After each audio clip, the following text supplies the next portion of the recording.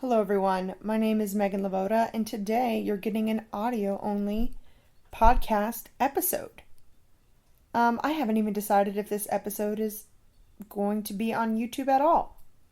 I was just doing the dishes, and I was listening to my friend Nate Rossa, who is an ENFP's podcast, I Just Can't Even With Myself right now, available on Spotify, iTunes, I think lots of other places. And I was just listening to his season 2, episode 1, and how excited he was getting over his podcast. And he was bragging about being in a bathrobe while recording it. And, I haven't showered yet this morning. I'm feeling lazy. I am just about to drink some coffee. And I really was starting to think about that there is something different to having audio, that having like the same audio be on your YouTube and also your podcast versus having them separately. So I'm experimenting with this. And I know I did a live stream a couple weeks ago, maybe 3 weeks ago, where somebody was saying that they wanted me to sort of talk about finding your passion, your calling, forging your path. And I have a lot to say about that. And so I figured that could be a good sort of rambly topic here. I don't have anything really in mind, so we'll see where this goes. And I do think that in my podcasts, I'm going to be a little bit more rambly and have a little bit less direction. And I'm going to just explore that to see if maybe a different aspect of my personality can come out in this medium, which could be fun. Also, I just have to apologize that I am playing around with this audio right now. I've used this mic before, but I'm not really used to doing it in this room, so it might sound a little weird. So let me know if that bothers you. Forging your own path. I feel like right now in the world, there's a lot of uncertainty. And I personally have a lot of uncertainty myself. I did the whole, I went to college, had to take out lots of student loans, tried to go into the workforce, and then was met with barely any jobs in my field, in my hometown, not enough money to move. My parents couldn't help me with that. Couldn't really find jobs where they would move you. And then the jobs available paid just a little over minimum wage. And I'm talking minimum wage in Missouri, not this 15 an hour thing. It was very stressful, and, I'm not the only person that, I'm not saying that to be like, oh, poor me. But it was very stressful. I graduated college in 2016, and then right after that, Trump got elected. And it was like all at once I saw all of my friends trying to apply for jobs and having really bad luck.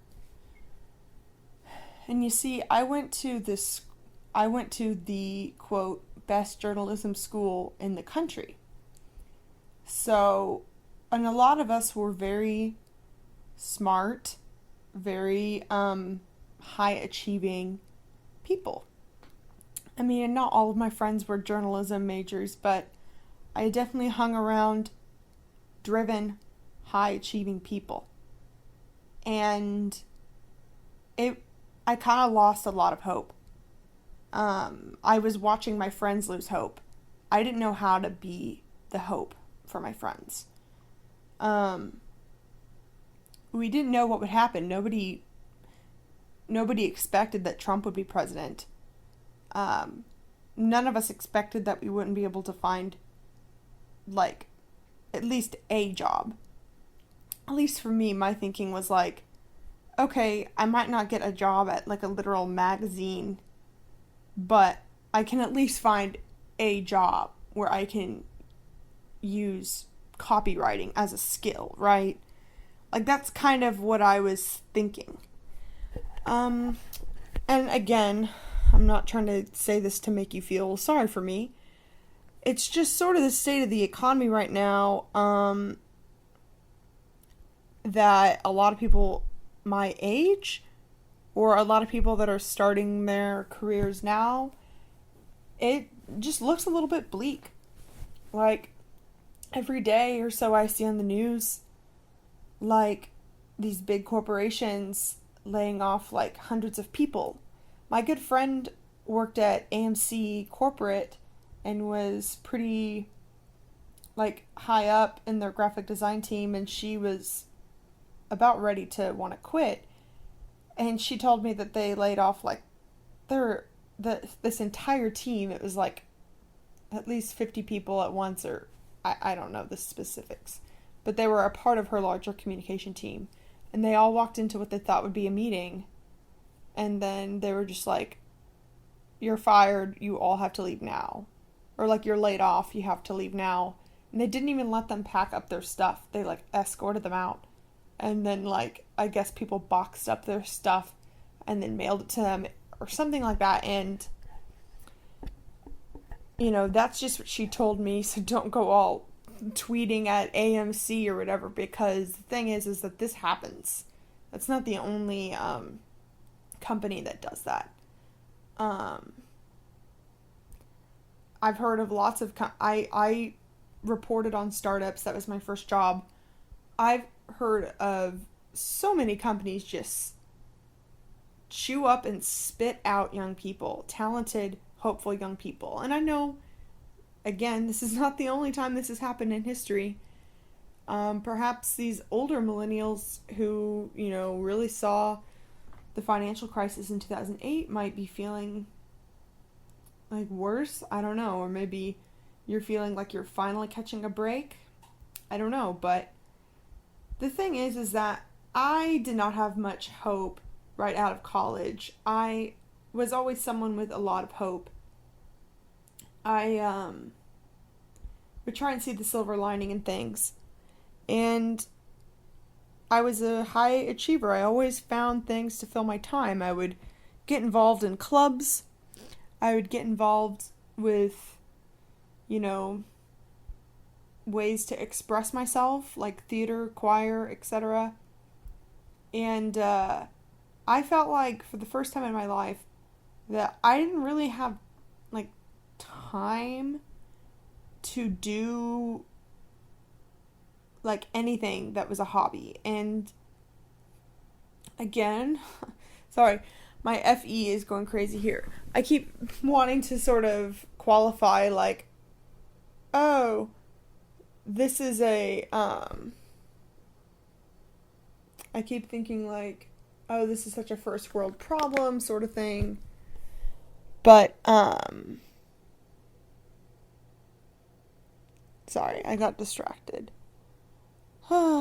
Whatever, I'm just gonna explain that, yeah, I think that you guys get the idea. A lot of you guys probably that are interested in this topic might also be feeling hopeless in your careers. The thing is like, since I got my degree in journalism, it was such a weird time of journalism is changing so rapidly. The way we get our news is changing. The way we consume media is changing. We saw the way that Facebook influenced our election in the United States, at least. And, you know, it's influencing other things as well. Like I'm pretty sure it influenced Brexit, all over the globe. And our discourse is changing too.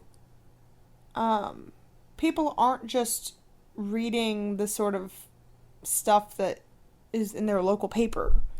They get to pick and choose where they read, which could be from anywhere. So people are no longer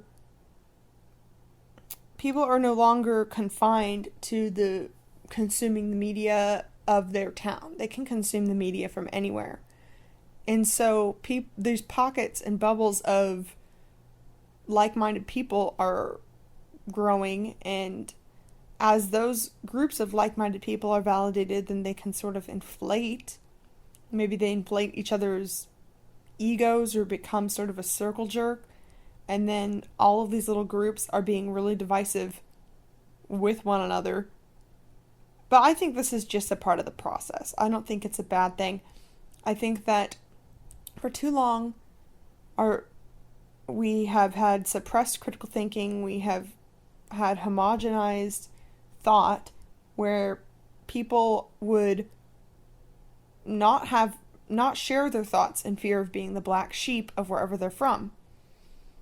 And that goes on many sides. If you grew up in a conservative family, maybe you'd not want to share your liberal views, and vice versa. People didn't want to be the black sheep of their community, and there was a lot more social pressure to be a certain way if you were from a certain place. And now the black sheeps can just go somewhere on the internet and find a bunch of other black sheeps that are just like them. And so it's this weird mix of like hopelessness, but also like people are finding bits of hope. And what I really want to do is... Oh, I know what I was going to say earlier, is that with journalism, the industry's changing. Like, I can't just go find a job doing what I was taught to do, really. And I mean, that's why I got my degree in emerging media, because I was kind of aware that things were going to be changing, and I was interested in how do we start online conversations? How do we use social media as a tool to get messages across? How do we use new media to spotlight certain voices that need to be heard? How do we do our market research to figure out like how to speak to the population that you're speaking to? How do we have high quality standards for both ethics and truth whenever we're communicating something with content? And how do we write across different online platforms differently? These are all the things that I was really interested in college, and I am excited to be able to, I sort of see this natural progression, I guess, of how I'm using that interest and that understanding to sort of move me into what I'm doing now, which is, I guess, a whole hodgepodge of stuff. Offering freelance digital media marketing services, working part-time, doing social media for a spiritual movement, and also offering mentorship and creating content online. Also, I'm getting a degree in organizational psychology because I have a feeling that this psychology stuff is going to play some sort of role. It's going to give me some content that I can then create. It sort of merges what I was doing with journalism, but gives me some more content material that I can share. And really, I want to help people have hope. And I was at such a hopeless place that it inspired me to take risks. And if you are at a place where you feel hopeless, where you don't know what is coming next, and you feel like you are at rock bottom, then you can use rock bottom, feel your feet below on rock bottom, and use that to leverage you up. That's what is kind of beautiful about rock bottom, is that you have something to grab onto to bounce against. If you're falling and you don't know where you're going or where you are, or you're just treading water, it can be really hard to find direction and to orient yourself. So I'm not saying that, like, that's why there's this saying, sometimes things have to get worse before they get better. is that sometimes people have to reach rock bottom before they can bounce up, because it's the only way that they might find direction.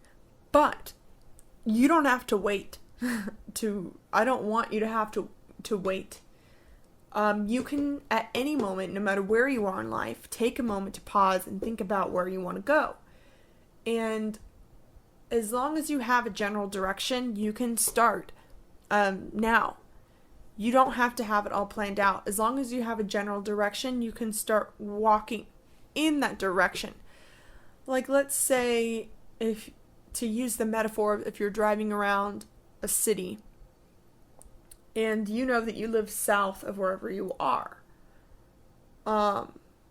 you might not know exactly how to get to your house, but if you know that you need to start going south, and if you don't have, like, let's say, this is a weird metaphor, but let's say that your Google Maps isn't working and the internet, like, isn't working, and so you're lost. You don't know the first step to go. You don't know how to get back home. If you know that you live south, then you can try and look for any sort of signs, try and see if you remember or whatever, like, go just one step south. Obviously that is just a metaphor. Don't think about that too literally and be like, oh no, but what if I don't even know which direction is south? Because I'm telling you that in your own life, like, I mean, honestly, knowing your personality type can help you with finding your calling or forging your path, that sort of thing. But really, it's unique to the person. I guess what I was going to say earlier is that what I realized early on is that I wasn't going to be happy if I was not able to make my career something that I'm passionate about. I just wasn't going to be happy. I'm sure a lot of people can feel that way.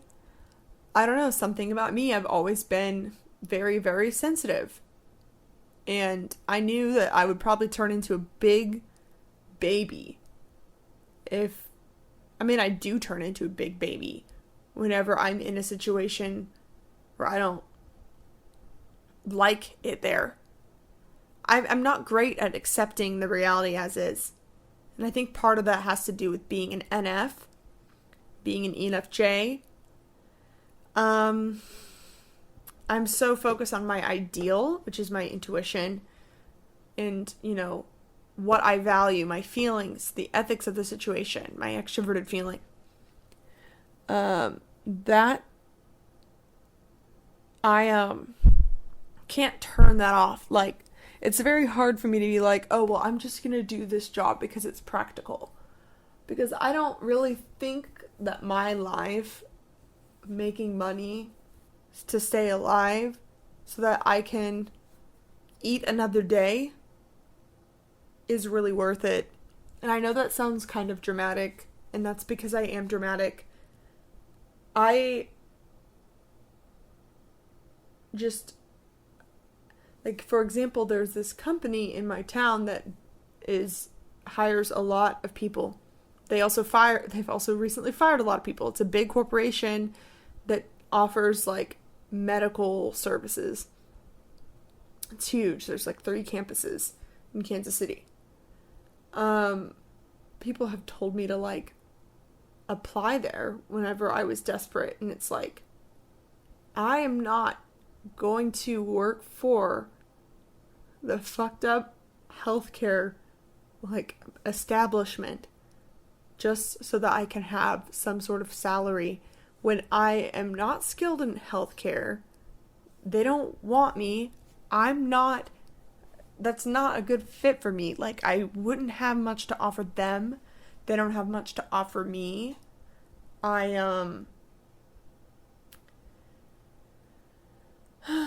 don't really find it ethical.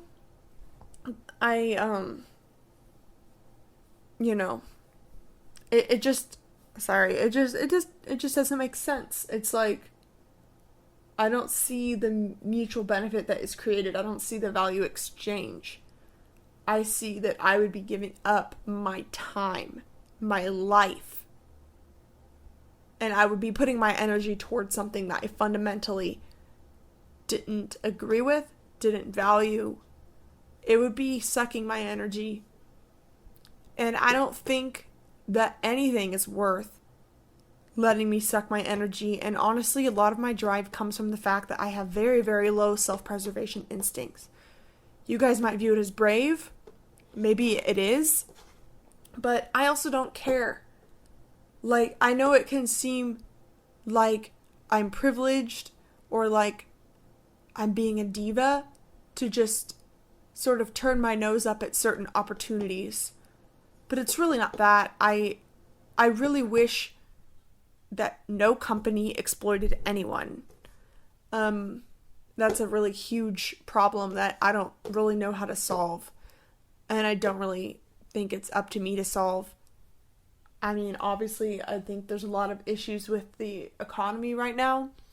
And a lot of issues with the way that businesses run and the way that people they chew them up and they spit them out. And for what? Like, you give them your life. Like, all of your precious time that you could be spent, like, being you.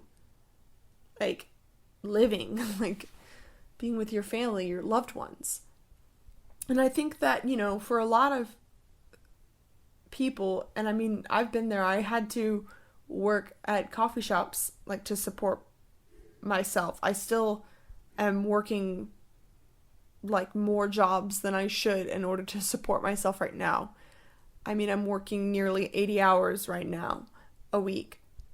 But at least I know my energy is going toward the places that I want to go. It doesn't make it easy, and so I understand why certain people would take a job. Like, everything I guess I'm saying is it's a trade-off. And if you find it valuable to you and you're like aware that they are chewing you up and trying to spit you out, like, then you can have some sort of boundary there where you know it's just temporary, you know that it's just this transaction. And if you have to do that to make ends meet for a while, that's fine. I'm not trying to shame that at all. Like guys, I was a sociology minor. I am familiar with wealth inequality. It's one of my biggest issues that I guess against, you could say. It honestly overwhelms me when I think about it. Like, I did not grow up with a well-off family at all. My parents would have given me anything if they could. I could have applied for jobs in cities that actually had a lot of... I could have applied for jobs in cities where they had jobs I was qualified for. I could have applied for Vox in New York. I could have applied for jobs in LA. I could have applied for jobs in Chicago. I mean, I did look around at jobs like that. Most of them don't move you. I wouldn't have had the funds to do it. I'm not saying this to brag, but I'm also trying to say that, like, I'm not coming at this from, like, a super privileged perspective of just saying, like, I don't understand why you would take a job if it's unethical. I'm just telling you where from what I'm coming from, and what matters to me is that I would rather work multiple hours at a coffee shop that, you know, I at least can respect the owner than I would work at a corporation that had absolutely none of my best interests in heart or at heart at all. I would work more. And I would feel more free. And I do feel more free. Because I don't want to be chained. Like, I don't want to enter a contract that is not fair. I don't know. So that's just how I am. And so I guess with all that background, I'm telling you that I feel like because of my life experience and because of my personality and just how I am, I almost feel like I have no choice but to forge my own path. I felt backed into a corner by the universe time and time again. I I feel like something's pulling me and that I'm just going for it. I don't know exactly like how things are going to go. I just know that I'm going to keep going forward. I have some ideas, some vague ideas of where I'm going. But I feel like if you follow your heart, the universe will back you into these corners where then there's only one right answer, and then that answer is your destiny. I don't know if that makes sense. But whenever you allow your heart to discern what is going on around you, and not like it's totally okay to make decisions that are purely practical, but make sure that you're also tuning into your heart and you know how you feel about that. Because if you don't know how you feel about it, then you might get trapped in something that really isn't right for you, that you don't like, that doesn't allow you to thrive. And you might be giving too much of your energy to something that isn't worth it to you. And you might be wasting your life away doing something that you don't want to do. And it's okay to make the practical choice. It's okay to work at a corporation for, honestly, forever if you want. As long as you understand the trade-off and as long as you understand what matters to you and why you're doing that, And also the trade-off of what you aren't allowed to do because you made that choice. I think that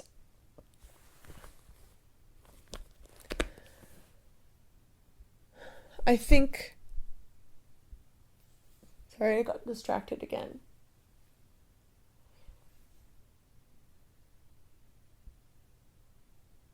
I think that people are afraid to open up the floodgates of what matters to them because they don't believe that it's possible. They don't believe that they can go after something. They don't want to be naive and all of that. And I totally get that.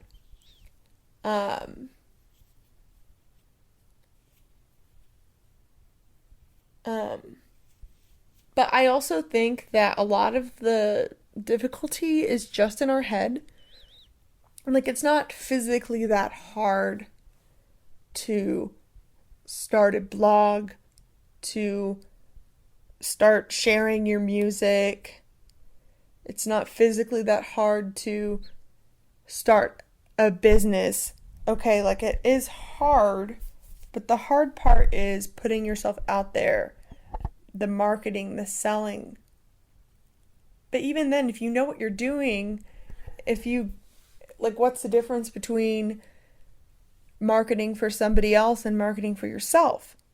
Selling for somebody else and selling for yourself. Technically, if you have the skill of business enough to get a job, why not do it for yourself? The answer is mostly a emotional thing. It's mostly the fact that it's scary, because what if you fail? And I just invite you to consider all the ways that you're failing by choosing the option that seems practical or safe, because a lot of us numb our emotions. When we make the practical, safe choice, we think that that's the only choice there is, and we tell ourselves that to make us feel better. And I think that we have to, in order to really forge your own path and find your calling, we have to be aware of what is within our responsibility. Mark Manson, a blogger, has some quote. I don't know if this is in his book, in an article, or both. But something can be your responsibility without it being your fault. These things are totally different. And it is your responsibility to figure out how to be happy, how to make enough money, all of those things that are within your domain. If you were manipulated, abused, used, anything like that, then yeah, certain things are not your fault. Like, you can definitely be a victim of circumstance. But when you are a victim of circumstance and something isn't your fault, whose responsibility is it to move forward? Even if you're in a position where you need help, it's your responsibility to ask for help. Even if it is just as simple as being vulnerable and allowing yourself to cry, allowing yourself to signal that you could use help, that could be the first step before you even have the strength to ask. It's still fully within your responsibility and nobody else's responsibility to make you happy or to create your life for you. And so I think when you're trying to figure out what you want to do with your life, you have to be very honest about what your heart wants and what you're willing to put up with. And, I know what I'm willing to put up with and what I'm not willing to put up with. And that can make me be or feel like kind of a diva, kind of dramatic. But also, it lights a fire under me to be able to fight for the things that I think would be worth my time. It gives me a lot of tenacity, and that direction helps me keep going every day. And I wanted to go back to how I was saying that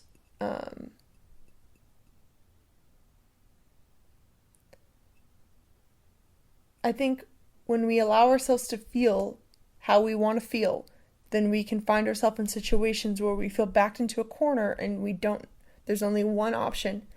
And when that happens, I think that that's our destiny.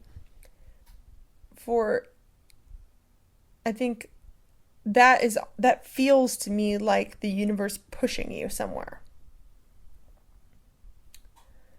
And I'm having a difficult time coming up with an example for that, because a lot of those examples in my life were very intuitive.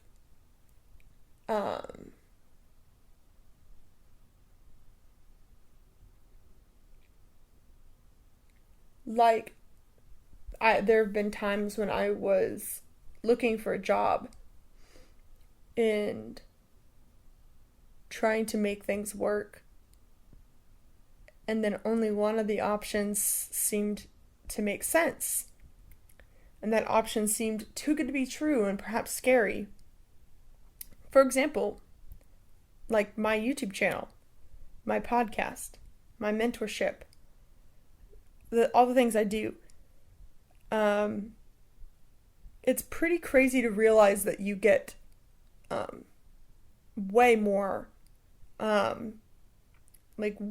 views and comments and engagements than the people who are paying you to market for them, or the people that are paying you to write articles for them. And that definitely kicked me in the ass, made me realize,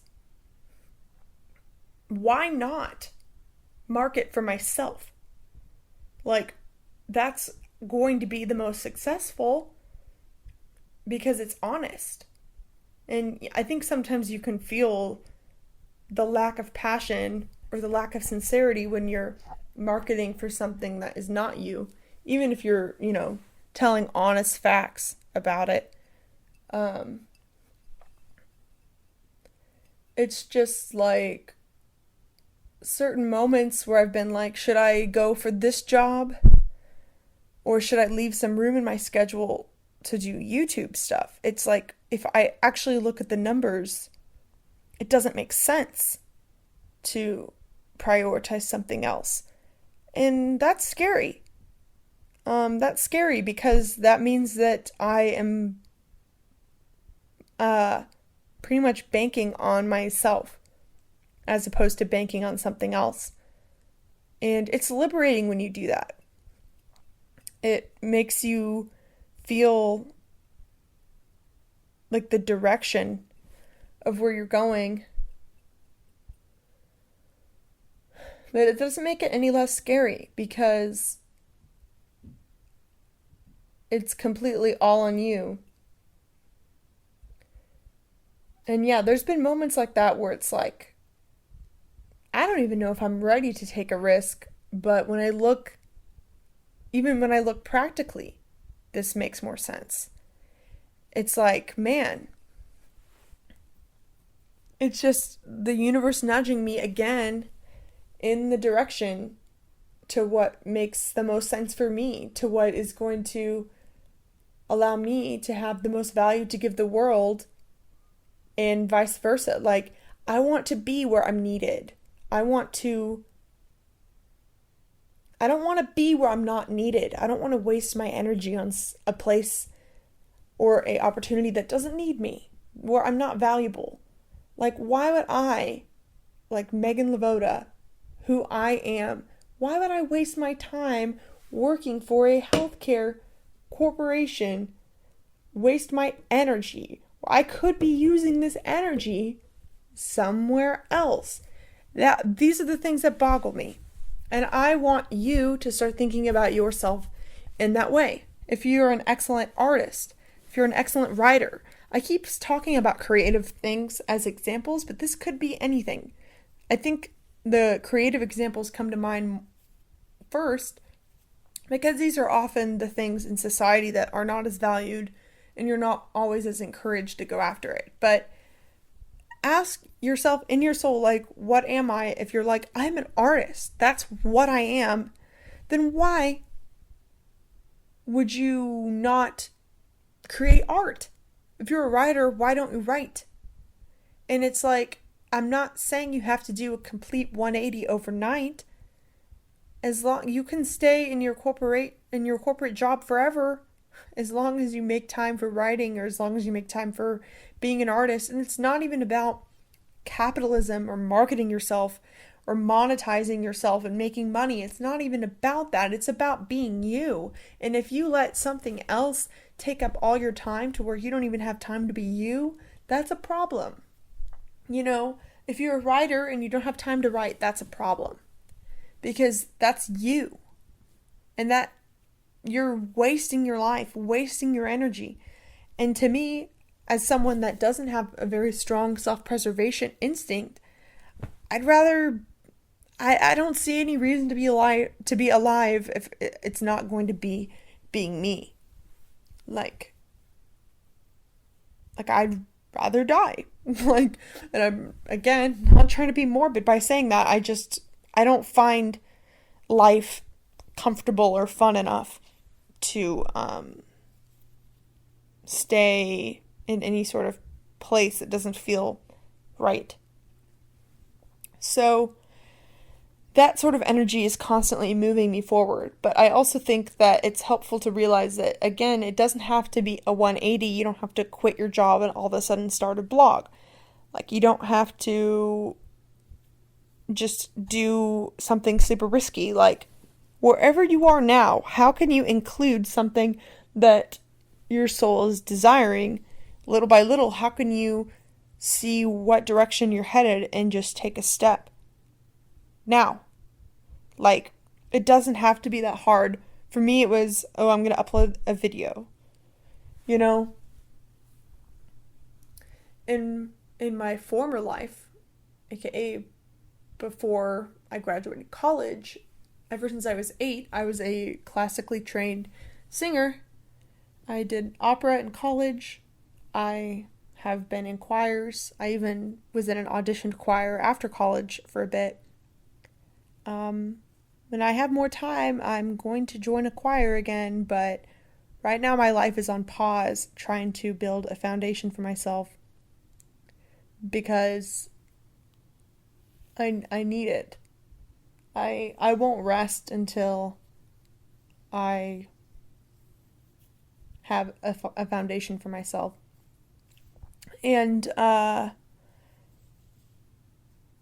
you know, typology, helping people, became my second passion, my second love.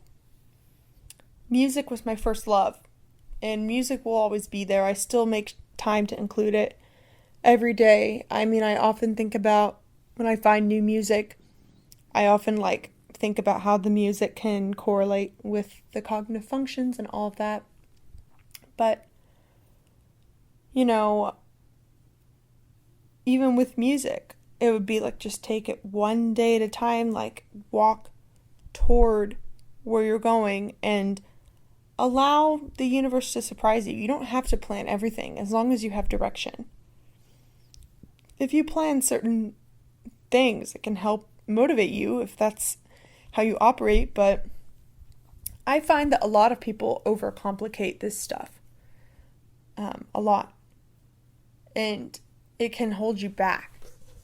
And you have to realize that the mistakes and those obstacles, it's just part of the journey. You can't really eliminate it. Even if you try, some unexpected one would come up.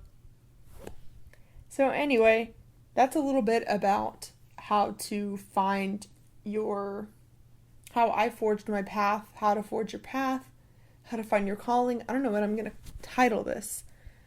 But, thank you for listening.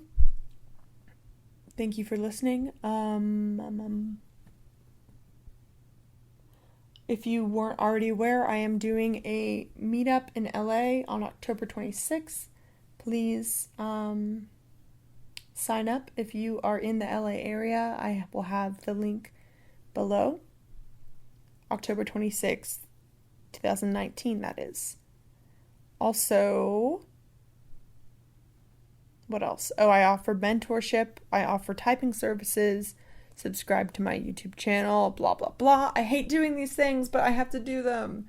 I even made this whole podcast about how I prefer to market for myself than other people, and it's still hard because it's hard to put yourself out there. It's hard to be yourself, but I wouldn't have it any other way because there is no other option. There is no other way that will fulfill me. So I'm not going to waste my time on things that I know are dead ends. And I hope that you don't either. Thank you for listening and have a wonderful rest of your day.